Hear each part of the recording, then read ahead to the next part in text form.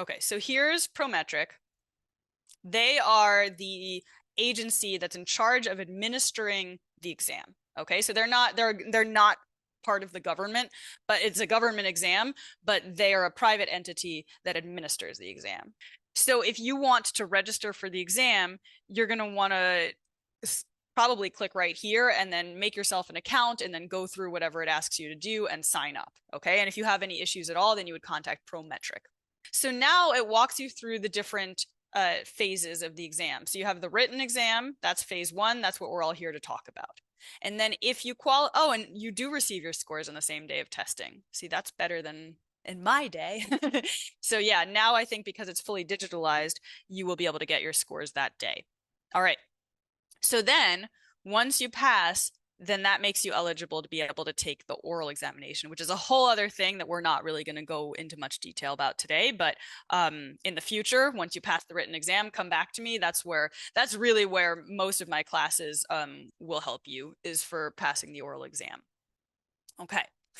Practice exams. There are practice exams here. We will be working with this one today, but there are other practice exams that I will link you to in a moment. Now, if you go down to the left, here where it says related links, everyone still with me? Okay, there are some important links here, and one of them is to the written practice examination. Okay, so I think it's a slightly abbreviated exam. It's not quite as long as the one that you would see on the actual exam, but it should tell you. Then there's an oral practice examination. So don't do that right this second, but once you've passed the written exam, absolutely come back and work with these materials for when you're studying for the oral exam. A similar FCIC oral examination tutorial, definitely. Always, always, always use the links that they give you, because they're trying to help you. They're giving you resources that will help you pass these exams. So don't ignore them, even if they look boring. Okay. Including the FCICE Examinee Handbook. This is really important. It'll walk you through a lot of those logistical questions that you're all having in the chat, and it'll give you step by step what you can expect. Read it cover to cover. Knowledge is power, and it'll help you to feel more comfortable the day of the exam when you walk in and you know what to expect. It's not to say that things might go a little bit differently, which you should always expect the unexpected, but as much as you can know about beforehand, the better. Okay, and so then for general testing recommendations, read everything the testing center gives you, including that manual, which you now have because you have my Google Drive link and I've downloaded it straight to there. Okay, and you can access it on the Prometric website. Read the manual. Seriously, knowledge is power. Learn the test format inside and out. So after our break, that's what we're going to go into more, okay? And you should know that. Going in, you should know what to expect. You should know what type of questions there. You should not be spending time on the test deciphering the instructions, because you've already read the instructions, you already know what the instructions are, and you know what to expect. That's super important. Make studying your obsession. This goes for any test you ever take. It goes for the written exam now, it goes for the oral exam next time. If you don't make it your obsession, then you're not taking the advantage of every opportunity that you have to pass. You also need to take care of your mental and physical health. So yes, you need to make studying your obsession, but you need to make sure you're sleeping, you need to make sure you're eating, you need to make sure you're getting exercise. Those three things have to happen, because otherwise your brain isn't going to be able to do what it needs to do. Again, you're trying to be an Olympic brain athlete, okay? Got to take care of yourself. Stop studying a couple days beforehand. So a couple days before, that's it. You're not going to try to now clog more information into your brain or get stressed out or anxious because you realize that there's some vocabulary that you didn't go over. There's always going to be more studying that you could have done. So do that studying now, do it next week, do it the week after that, but a couple days before your exam, stop and breathe. Okay? Okay. Arrive early at the test. Again, everything that I'm saying now for the written exam, it'll apply after you pass it and you want to take the oral exam. Arrive early to the testing center. You don't want to be stressed out, like wasting your brain energy because there's traffic on the day of the exam and you're running late. Get there early, plan to get there early. Also expect the unexpected. So yes, knowledge is power. Yes, you should read everything that's sent to you. Yes, you should read the testing manual, but there will be stuff that is not exactly the way that we talked about it here. just is what it is. And so expect that to happen. And when it happens, you're like, oh, okay, this is the unexpected thing. Hopefully there aren't any others, but if there are, I'm ready for them. Remember that there is always margin for error, because you will make mistakes. You won't get every single answer. I say this for the oral exams when I teach about them, but it's true about every exam. Like, I don't know, maybe somebody's gotten 100 on the written exam before. I don't know that person though. And I know a lot of federally certified interpreters. So there's always a margin for error. And if you hit a question where you're like, I don't know the answer to this question, mark an answer down, but then also flag it, because maybe you can go back to it at the end. But either way, put an answer then there, because you have a 25% chance of getting it right at random. So don't miss that opportunity. There are things that are out of your control. Let them go. How much time does the test take? How many questions are there, and what types of questions are there? See if you know the answers to this. Go ahead and put them in the chat.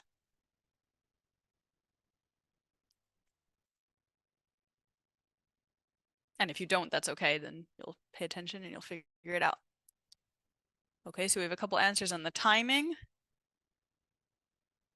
and some answers on what type we have. So people are agreeing about 2 hours and 45 minutes. People are talking about 160, 180. We'll clarify in a moment. All right, and we have 5 answers. Let's see. 5 sections for each language. Good. What are the sections? Does anybody know? Reading comprehension, all multiple choice. I'll give you a couple more moments and then I'll give you the cheat sheet.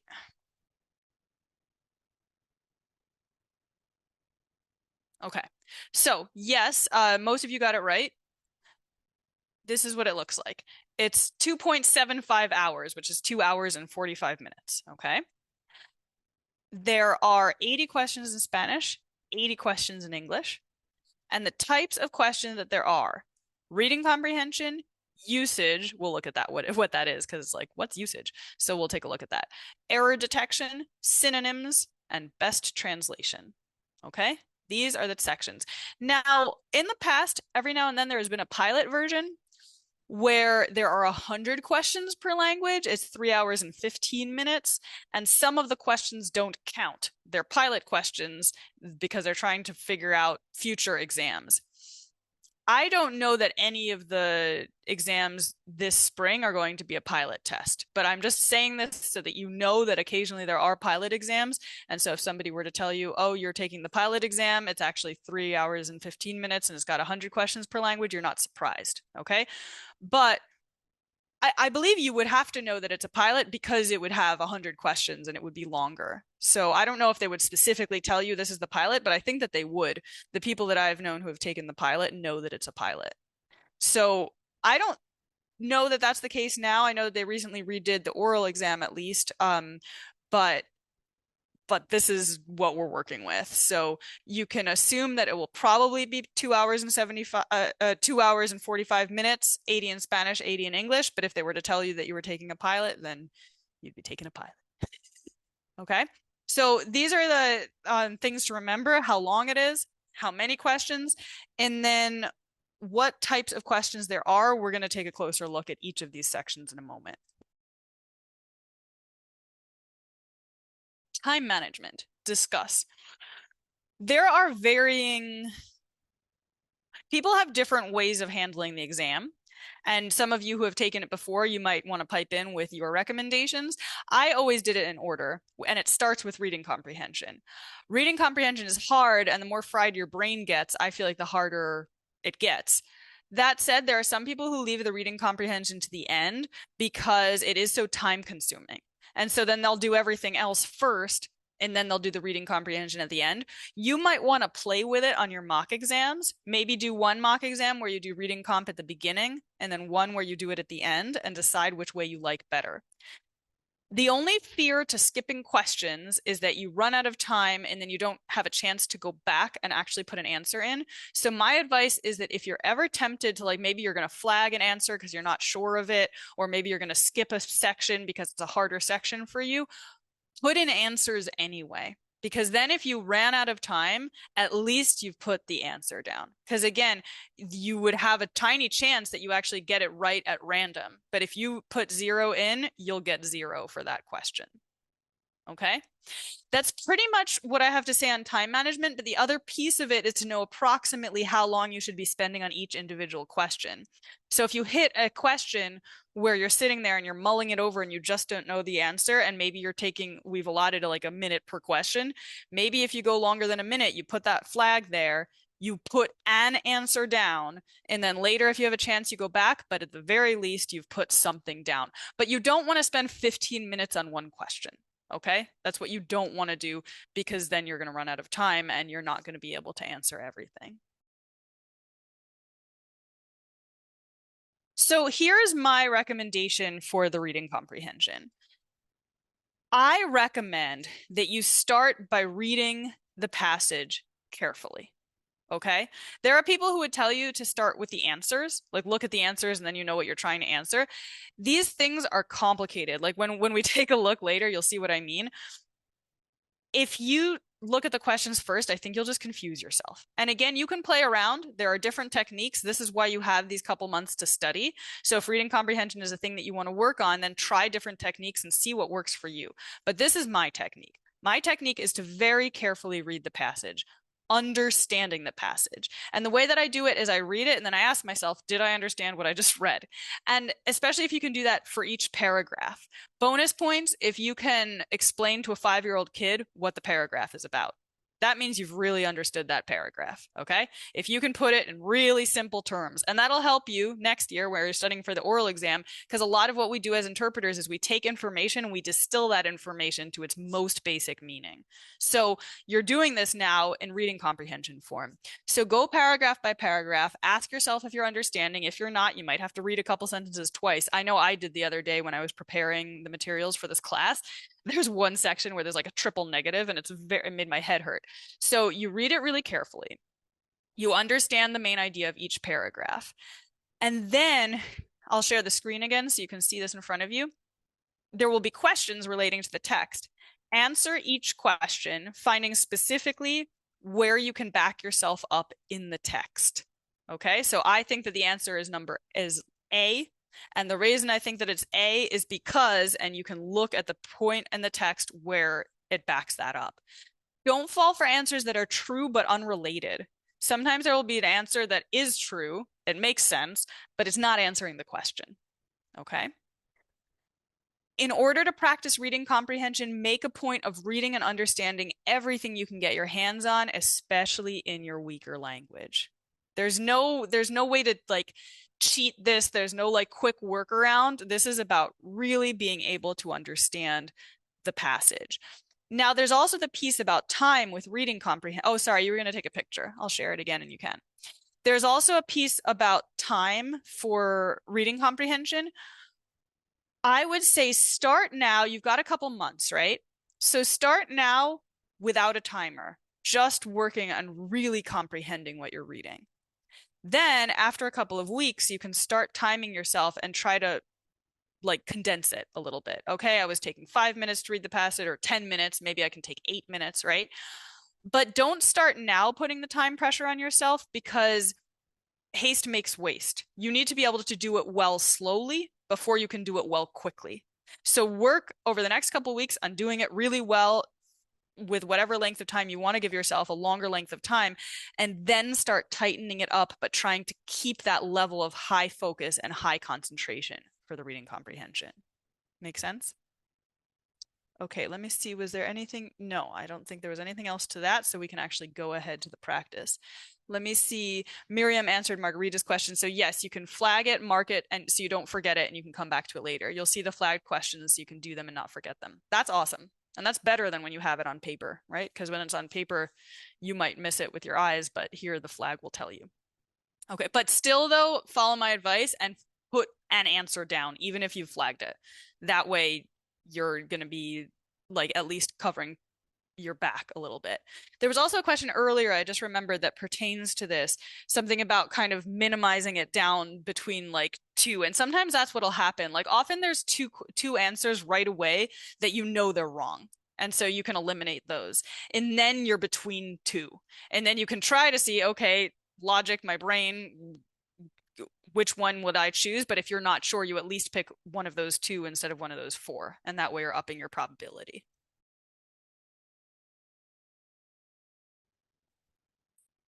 So does everybody see usage now? Okay, and you can see they have these instructions for what to do. For each of the following sentences, choose the alternative A, B, or C that best replaces the underlined portion. If the original sentence is the best, mark option D, no change. Everybody seeing this? We're all in the same spot? Okay, so let's do the first one together. The first one is, the fire chief used sound judgment when he denied the homeowner's request for a fire permit. Now we see that homeowner's request is underlined, so my suggestion here is you read the whole sentence, but then you look specifically at the underlined portion, and then before you even look at the answers, can you figure out what's wrong with it? And then if you can figure out what's wrong, now you try to go to the answers and you find the answer that corresponds to the thing that you know to be wrong. So in this case, what do we think is wrong with homeowner's request?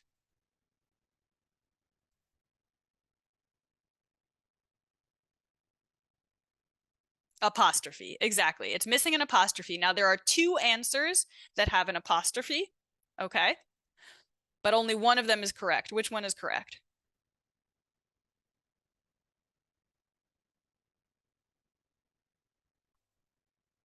C, exactly, because the first one is homeowner apostrophe S to request, and we don't need that to there. We just need homeowner apostrophe S request, right? And so that is C. There could have been another correct answer if it was homeowners. I'm putting this in the chat so everyone can see it. That would have been a correct answer, but they're not going to give us two correct answers, so only one of them was right. Okay. Now, if you're looking at this and you're like, okay, I got it right, but I was a little confused, or I didn't get it right. I realize that I don't understand apostrophes, or I don't know when you would put an apostrophe at the end of a word versus right before it. People misuse apostrophes all the time. I see this like on signs in restaurants and stores. Apostrophes are often used wrong. So if you realize that you don't know how to use apostrophes right, then look it up and practice it. Sound good? That's what I mean about categorizing your mistakes.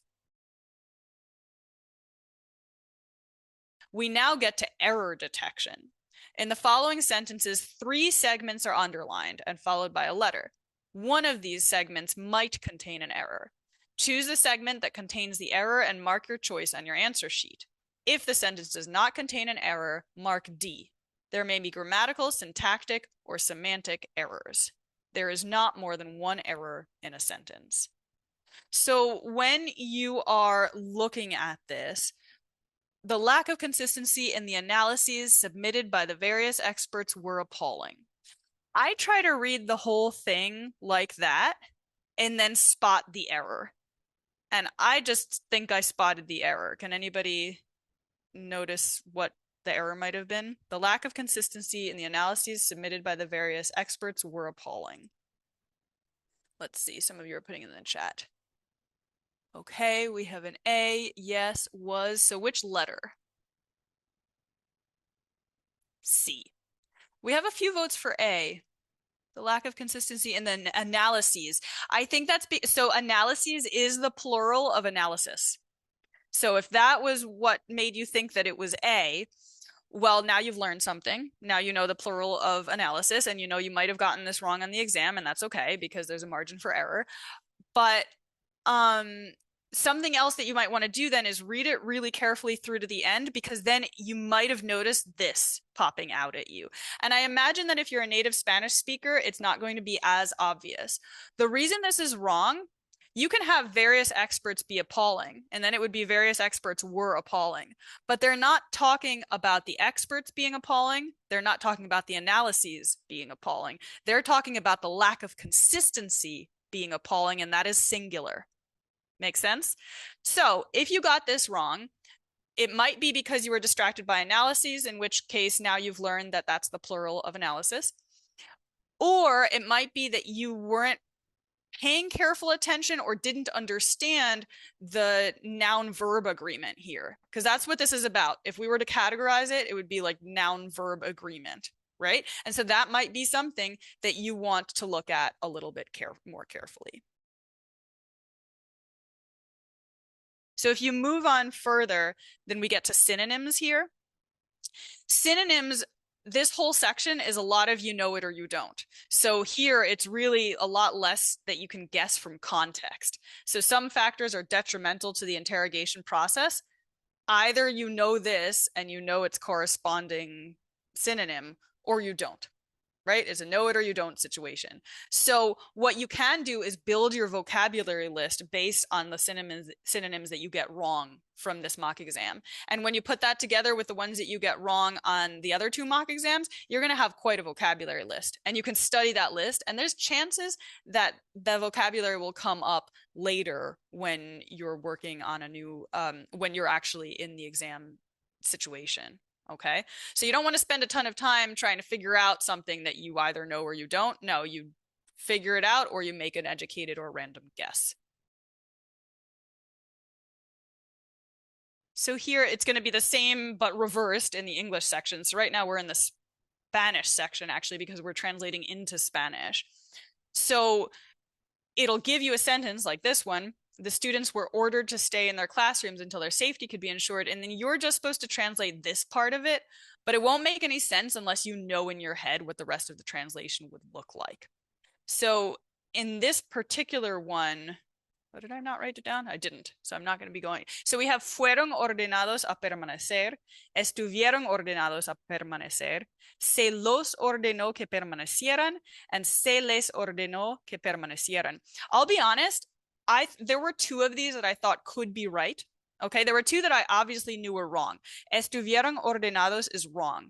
And if you don't know that already, then you should study the use of the passive voice and past participles. Ordenado is a past participle. Okay, so that would be the category that you would study if you weren't sure. So you can see how even from the wrong answers, you can figure out what you might need to study.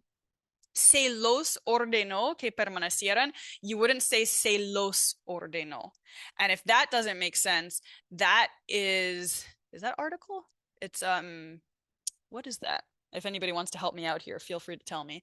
But it's not coming to mind. If it doesn't come to mind by the end of the class, then I'll follow up on it and I'll send that to you in my follow-up email. But though these two are wrong, estuvieron ordenados, because when you have a past participle, you always use the verb ser with it. But here it's fueron ordenados, right? So that is a conjugation of the verb ser. It's still wrong though, and we know it's wrong because when we look at the answers, we see that D is correct. Before I go much further into this, let me make sure that I'm not leading you astray.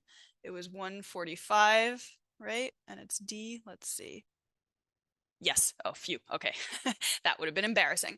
Okay. So it is correct here, which means this is wrong. And I do know why this is wrong, because technically, and people do this wrong all the time, but when you're saying that somebody was ordered, the only time that you can use the passive voice, like fueron ordenados, is fueron ordenados por blah, blah, blah. Like that's the correct formation of that sentence. People will use it wrong all the time. So just be aware of that. But technically you would have ser plus past participle plus por. So that would be what you would need to look up if you weren't sure. On the other hand, se les ordenó que, subjunctive, this one is correct. And I did know this was correct. So I knew for sure this was correct more than I knew that this was correct. So, and I was like, okay, these two might be right, but I really know that this one works. So I'm going to go with this one. And that's how I did the best translation. And sometimes you'll get it, sometimes you won't. Sometimes you'll have things that you're just not sure of. And that's when you really hope that for the things that you are getting right, you're being super careful and thorough. And that will allow you a margin for error on the things that you're not as sure of. All right, let me take a look at what's happening in the chat. Pronoun, object pronouns. Okay. All right, thank you. Passive active stuff can be confusing, and it could also, it's really important actually as interpreters that we know what we're doing with this kind of stuff. So some of the stuff that we do on the written exam isn't really relevant to our lives as interpreters, but some of it is. And some of this grammar stuff will take you like it'll level up your interpreting skills, because you do want to be using the language properly when you interpret. Okay. Yes, agreeing with the project. Yes, thank you. Object, okay, objeto directo e indirecto. That's what it is. Yes. So thank you, everybody who answered that. The most specific answer goes to Tiffany. So good job, Tiffany. Thank you for helping me out there. And that's what you would want to look up. So do we have a clearer idea of what it's like to study for this exam now that we have been through this workshop? Cool. I'm seeing some nods. I hope so. I hope that now you know how to target your weaknesses and strengths, and specifically your weaknesses, and that you have some resources to target them, and you'll have some networking so that if you're lacking in some resources or knowledge, you'll be able to network with your colleagues and share resources, because combined we can do many things. I really wish you all the best of luck. I hope that you'll stay in touch with me and let me know how things go for you. And, tell me if you passed, tell me if you didn't pass. Either way, I will still be proud of you for trying. It is a brave thing that you are doing, and I really hope that you all have success.